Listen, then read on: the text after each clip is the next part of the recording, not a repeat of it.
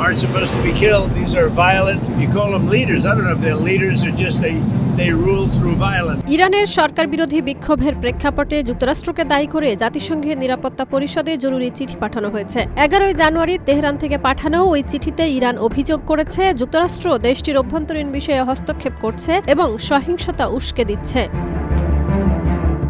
ইরানের রাষ্ট্রীয় গণমাধ্যমের বরাতে জানা গেছে, চিঠিতে দেশের স্থায়ী প্রতিনিধি বলেছেন, কোনো রাষ্ট্রই মানবাধিকার বা জনগণের প্রতি সমর্থন এর অজুহাতে অন্য দেশের অভ্যন্তরে সহিংসতা উস্কে দেওয়ার, সামাজিক স্থিতিশীলতা নষ্ট করার বা বিশৃঙ্খলা তৈরির অধিকার রাখে না। তিনি উল্লেখ করেন, এমন ব্যাখ্যা আন্তর্জাতিক আইনের স্বচ্ছতা নষ্ট করে এবং হুমকি বা হস্তক্ষেপমূলক নীতিকে বৈধতা দেওয়ার চেষ্টা হিসেবে ব্যবহৃত হচ্ছে। চিঠিতে সতর্ক করা হয়েছে, আন্তর্জাতিক আইনকে বিকৃত করে কোনো দেশের বিরুদ্ধে হস্তক্ষেপের পথ তৈরি করা হলে তা গ্লোবাল শান্তি ও নিরাপত্তার জন্য মারাত্মক ঝুঁকি তৈরি করবে।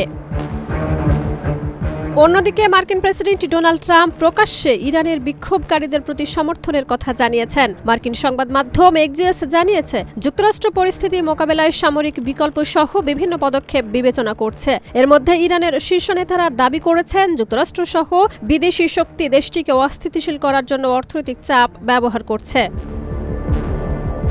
লন্ডনে ইরানের দূতাবাসে হামলার পরে এবং ব্রিটিশ পররাষ্ট্রমন্ত্রীর মন্তব্যের প্রতিবাদে তেহরানে নিযুক্ত ব্রিটিশ রাষ্ট্রদূতকে তলব করা হয়েছে এবং তাকে কড়া প্রতিবাদপত্র দেওয়া হয়েছে।